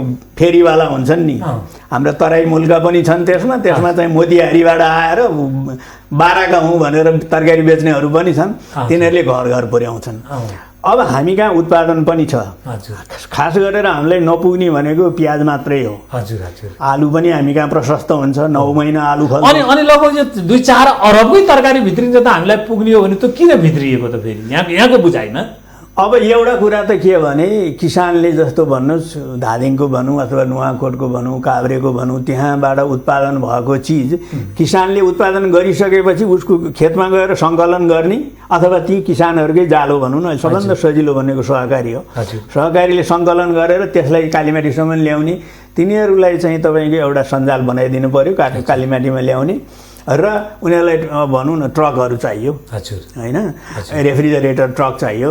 त्यो रेफ्रिजरेटर भ्यानहरूमा 2-4वटा व्यवस्था गरिदियो भने दिनको 2 ट्रक चाहिँ 2 खेप त 5 खालबाट 3 खेप ओसार्न सक्छ, धादिङबाट ओसार्न सक्छ, सर्लाहीबाट 1 भाग ओसार्न सक्छ, जनकपुरबाट ओसार्न सक्छ। सरकारले त्यो किसिमको जालो बनाइदिएर यहाँ चाहिँ पनि त्यो किसानहरूको अनिखेरि बिक्री गर्ने लोकल मान्छेहरूलाई तालिम दिएर मोतिहारीको मान्छे र चाहिँ इन्डियाको मान्छे म चाहिँ यता पर्साको र बाराको हुँ भनेर यहाँ घर घर रिक्सामा घुमाउन सक्छ भने हाम्रा मान्छेहरूलाई पनि तालिम दिएर त्यो घुमाउनु पर्यो। र अर्को कुरा हामी के भने लाज मान्ने कि आफ्नो देशमा काम गर्ने, अर्का देशमा गएर टोयलेट सफा गर्ने। यहाँ तपाईँको एक रिक्सा 4000 रुपियाँको तरकारी अथवा 2000 रुपियाँको तरकारी कालीमाटीबाट किनेर लिएर दिनभरि घुम्यो भने 4000 हुन्छ। 2000 त कमाउँछ एउटा मान्छेले। हजुर, दिनको 2000 कमाउँछ। दिनको 2000, 20 दिन मात्रै काम गर्यो 40000। मलेसिया गएर कति कमाउँछ? त्यही त नि। अब यो विश्लेषण गरेर हामीले मान्छेहरूलाई तालिम दिनु पर्यो र हामी कन्ज्युमर्सहरू जो वातावरण पनि बनाइदिनु पर्यो। किनेर खाने मान्छेहरूले हामीले चाहिँ खास गरेर तराई मुलको र इन्डियाबाट आएका मान्छेहरूले तरकारी ल्याए देखेपछि हामी माथिबाट भैया भनेर अलि हेला गर्छौँ। उसँग गएर अलि हेलत्तको कुरो गर्छौँ। यो हाम्रो बानी पनि सुध्रिनुपर्छ होइन। अब हामीले चाहिँ यहाँ एउटा कुरो अहिले पनि धेरै चलिरहन्छ है, कालो अनुहार र धोती लाएर देख्दैमा इन्डियन त हुँदैन नि त होइन। धोती भन्ने कुरो गाली गर्छौँ हामी। घरमा नारायण पूजा गर्नु पर्यो भने धोती खोजेर भने नि लाउनु पर्छ, किनेर ल्याएर नि लाउनु पर्छ। धोतीलाई हाम्रो कत्रो सम्मान छ नि त, धार्मिक सम्मान। त्यसो भए हुनाले त्यो जालो बनाउनु पर्यो र दिगो हुनु पर्यो। अब 4 दिन ल्याएर त पुगेन नि। कालीमाटीको आडतीसँग गएर कुरा गरे भने उसले के भन्छ भने मलाई वर्षभरि गाजर चाहिन्छ, मलाई नेपालको गाजर 2 महिना आउँछ, 10 महिना कहाँबाट ल्याउँ? कलकत्तावालाले 12 महिना पठाइदिन्छ। उसले मेघालयबाट ल्याउँछ कि मणिपुरबाट ल्याउँछ कि कहाँबाट ल्याउँछ मलाई थाहा छैन। हाम्रोमा पनि त कृषि मन्त्रालय छ, कृषि विभाग छ, तपाईँको जिल्लामा कृषि संरचनाहरू थुप्रो छन्। उनीहरूले के गरेर बसेका छन् त? नेपालको माटोमा गाजर नफल्ने हो र भने नेपालको माटोमा गाजर फल्छ, नेपालको माटोमा मुला फल्छ, नेपालको माटोमा सबै कुराहरू फल्छ। तर त्यो त देखाउन त उनीहरूले पर्यो नि त त्यहाँनिर। जस्तो हाम्रो मकवानपुरको पालुङभन्दा माथितिर बर्खामा आज भोलि धमाधम त्यहाँ गाजर निस्किन्छ। त्यो गाजर बरु उता इन्डिया जान्छ र अनिखेरि नेपाली भएर आउँछ। त्यहाँबाट हाम्रो ल्याउने जालो हामीले बनाउन सकेका छैनौँ। कोसिस नभएको होइन, कोसिसले निरन्तरता पाएन। मान्छे छिटो छिटो चेन्ज भए। मन्त्री नै हेर्नुहोस्, पञ्चायत कालदेखि मैले धेरै मन्त्रीहरू हेरेका छु। पञ्चायत कालमा पनि सबभन्दा अस्थिर मन्त्रालय भनेको कृषि मन्त्रालय। त्यहाँ केही गर्न खोज्यो कि भगाइहाल्ने। त्यो त यस्तो होला नि त, त्यहाँ त जोडिएको जालो जुन छ नि, केही गर्न खोज्यो भनेदेखि त त्यो जालो टुट्छ। उनीहरूले नै त्यहाँ चाहिँ चलखेल गर्न सुरु गर्ने होला नि कि होला न। अब त्यो त्यसले गर्दाखेरिमा अब अहिले पनि हेर्नुहोस् न, एक त कृषि मन्त्रालय थन्क्याउने ठाउँ, 70% त पुरा किसानै किसान छ नि। 70% किसान चाहिँ खुसी भयो भने कुनै पार्टीलाई अर्को पैसा दिनुपर्छ चुनाव जित्नलाई। त्यत्रो जनशक्ति भएको कृषिलाई हेला गरेको छ। कृषकको अनुहार हेर्नुहोस् त, चाउरी परेको, खुट्टा फाटेको, हामीले गम्बुट लगाएको होइन, राम्रो किसिमको फुर्तिलो किसानै देख्न पाउँदैनौँ। किन वातावरणै छैन, वातावरण दिनु पर्यो। हजुर, त्यो गर्न अब यहाँले एउटा सठिक कुरा के भन्नुभयो भनेदेखि 70% किसान छन्, तर कृषि मन्त्री र कृषि जुन क्षेत्रको जुन एउटा राजनीति गर्ने मान्छेहरूले किसानै चिन्दैन। भन्छ न किसानले त्यो मान्छे चिन्छ, न त्यो मान्छेले किसान चिन्छ। अनि त्यहाँ राजनीति कहाँ हुन्छ त? त्यसमा त्यहाँ पैसाको खेल चलखेल हुन्छ। यो चाहिँ बिस्तारै अब अहिलेको हाम्रो चाहिँ नि 3 खुट्टे मोडल पनि भनेको छ, सहकारी भनेको छ सरकारले होइन। अब चाहिँ तपाईँको यो जुन मनमोहन अधिकारी प्रधानमन्त्री भएको बेलामा सुरु भएको कार्यक्रमहरू अहिलेसम्म पनि जतिसुकै विरोध त्यतिखेर गरे नि सबैले त्यसैले निरन्तरता दिएका छन्, ढाँटी छलिजे गरेर पनि। अब के गर्नु पर्यो त भन्दा, अब विशेषज्ञ छोटकरीमा मैले टुङ्ग्याउन खोजेँ, यो केन्द्रमा भएका विभिन्न किसिमका विशेषज्ञहरूलाई स्थानीय निकायमा पठाउने उनीहरूलाई कुनै पनि हालतले पठाउने दरबन्दी गरेर राख्ने। हिजो पनि त्यो विधेयक पास हुन सकेन, निजामती सेवा विधेयकमा मन्त्रीले चाहिँ नि मैले मानेको छैन यिनीहरूले गरे भन्छन्, आज पत्रिकामा आयो संविधान सभा बाजिन्छ भनेका छन्। अब यो जाल एकातिर रहिरहन्छ, काजमा खटाउनु त केही आपत्ति छैन नि, फटाफट ल जाऊ बाबु खटाउ, काम त गर्न पर्यो नि। देशको चाहिने जनताको श्रम पसिनाबाट तपाईँको चाहिने उठेको राजस्वबाट तलब खाएको छ भने काम गर्न त जानु पर्यो नि त, बसेर खाएर त हुँदैन नि, त्यसैको लागि दिएको नार्क छ। अनि मैले अब अर्को यहाँसँग एउटा अर्को जिज्ञासा राखेँ, यहाँ चाहिँ नि लगभग यो हाम्रो अन्तिम जिज्ञासा पनि हो। यहाँ चाहिँ नि एनजिओ आइएनजिओतिर पनि यहाँ संलग्न हुनुहुन्छ, जुन कुरो मैले बुझेको छु। तर मैले पूर्व उप प्रधानमन्त्री तथा चाहिँ सहकारी एवं गरिबी निवारण मन्त्रीसँग पनि यसो छलफल गरेको थिएँ। यो बिउ बिजनमा बहुराष्ट्रिय कम्पनीको चाहिँ सिन्डिकेट छ, नेपालमा बिउ बिजनहरू उत्पादन हुनै दिँदैन, भए पनि नेपालमा उत्पादन भएको बिउ बिजनलाई प्रयोग हुनै दिँदैनन्। अनि नेपालको किसान कसरी उठ्छ, बिउ बिजन प्रतिको नेपालीहरूको आकर्षण कसरी जगाउने, यो त बहुराष्ट्रिय कम्पनीले चाहिँ गाँजो हालेको छ यहाँभित्र कृषिभित्र त भन्ने खालको कुरा पनि उहाँले गर्नुभएको थियो। के हो कम्ती यहाँ पनि त्यतातिर चाहिँ कार्यरत पनि हुनुहुन्छ? मेरो जिन्दगी नै तरकारी बिउ उत्पादनमा आइएनजिओहरूमा काम गर्दा मैले त्यसैमा बिताएँ र त्यसको मेरो आफ्नै तिता सिकाइहरू पनि छन्। यसको लागि अर्को एउटा छुट्टै बस अर्गनाइज गर्नु पक्कै पनि त गरौँ। यो तरकारी बिउ अलि छोटो जाउँ अहिले चाहिँ। आज म के भन्छु भने नेपालमा यस्तो हावापानी छ तराईदेखि हिमालसम्म, संसारमा जुनसुकै देशमा उत्पादन हुने बिउ हामी उत्पादन गर्न सक्छौँ। हामीसँग अहिलेसम्म जम्मा यो 47 सालसम्म नेपालमा अनुसन्धान भएर 35 जात तरकारीको चाहिँ रिलिज भएको थियो। त्यसभन्दा पछि आजसम्म आउँदा 47 सालबाट आज कति वर्ष भयो? 77मा 30 वर्ष भएन? यो 30 वर्षको बिचमा 4वटा मात्रै भेराइटी रिलिज भएको छ। हाम्रो अनुसन्धान त्यसरी थन्किएको छ, किनभने त्यसको लामै कथा छ। फेरि अर्को मैले गर्ने नै भए एकपटक। बिउ बिजनमा के भयो त भने नेपालमा 30 जातका तरकारीहरूको 30 किसिमका तरकारीहरू, काउली एक किसिम भयो भने काउलीको 4वटा जात गरेर 72 जातका तरकारीहरूको बिउ उत्पादन हुने भएको थियो, गरिराखेका थियो विभिन्न ठाउँमा, रुकुममा, पर्वतमा, काभ्रेमा, धनकुटामा, भोजपुरमा है उता। अब यसको बारेमा म विशेष तरकारी बिउ बिजनको बारेमा तपाईसँग छुट्टै एकचोटि म छलफल गर्ने नै भए। फेरि अब यो बिउ बिजन चाहिँ किसानले उत्पादन गर्ने, सहकारी मार्फत चाहिँ हाम्रो यहाँको कम्पनीहरूलाई बेच्ने, अनि कम्पनीहरूले ब्रान्डिङ गरेर बेच्ने भन्ने एउटा सिस्टम बनाएको थियो। तर यहाँ बहुराष्ट्रिय कम्पनीले के गर्छ त भन्दा वेल प्याक, राम्रो प्याक गरेको, राम्रो फोटो राखेको पठाइदिन्छ र त्यो महँगोमा बिक्छ। अनि हाम्रो यहाँको सिड कम्पनीहरू अहिले 2000 भन्दा बढी चाहिँ बिउ व्यापारीहरू छन् तरकारीको। उनीहरूले रुकुममा उत्पादन भएको बिउ किनेर ल्याएर सफा गरेर प्याकिङ गरेर बेच्दाखेरिमा किलोमा 200-400 नाफा हुन्छ। बहुराष्ट्रिय कम्पनीले पठाइदिएको बिउ 2 किलो बेच्यो भनेदेखि 2000-3000 नाफा हुन्छ।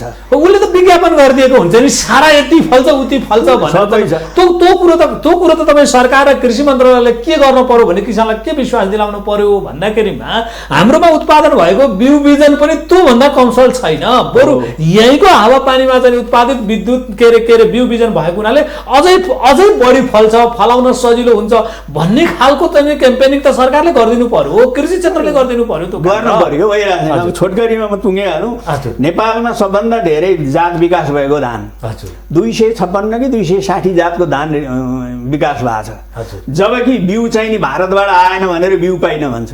त्यो लाजमर्दो छ। त्यत्रो धान चाहिँ 240 जातको नेपालमा छ, बिउ पाइन भनेर भारतबाट बिउ पाइन भनेर चाहिँ गुनासो गर्छ। यस्तो अवस्था छ हाम्रो यहाँको रिलिज भएको भेराइटी। अब एउटा कुरो के हो भने यो हामीप्रति त अविश्वास हो। यो अविश्वास जुन नेपाली उत्पादनलाई जुन खालको अविश्वास सिर्जना भएको छ, त्यो अविश्वास सिर्जना गर्ने काम कहाँनिरबाट भएको त्यो खोज्नु पर्यो यहाँनिर, हो कि? अनि त्यो अविश्वासलाई चिर्न पर्यो। यो होइन, नेपालमा उत्पादन भएको तपाईँको चाहिँ उत्पादित वस्तु धेरै गुणस्तरयुक्त छ र उत्पादन योग्य छ र धेरै फल्छ भन्ने खालको किसानलाई विश्वास त दिलाउनु पर्यो नि त। किसानले त जुन धेरै फल्छ भने त्यतैतिर जान्छ नि त, बरु 2-4 पैसा बढी तिर्छ। त्यो त किसानको त त्यही त हो नि त किसान भनेको। हेर्नुहोस् यो हिसाबले अब यसको बारेमा अलिकति सघन छलफलको लागि म फेरि दोस्रो सेटिङ यहाँसँग बसिन्छ। र अहिले अब यहाँ एउटा वरिष्ठ व्यक्तित्व, अनुभव ले पाकेको व्यक्तित्व मिथिला नेपाल टेलिभिजनमा आउँदै गर्दाखेरिमा लगभग यही खालको एउटा कृषि बहस यसलाई छुट्टै पनि लागेको होला जस्तो लाग्छ मलाई पनि। अरू कुनै टेलिभिजनले यस्ता खालका कार्यक्रम सञ्चालन पनि गरेको छैन र विशेष गरेर सरकारले पनि यो रूपले चाहिँ हेरेको छैन। यहाँलाई कस्तो अनुभव भएको छ? अब यो जाँदै गर्दाखेरिमा यो यहाँले बुझेका कुराहरूमा हामीलाई के सुझाव दिँदै जान चाहनुहुन्छ?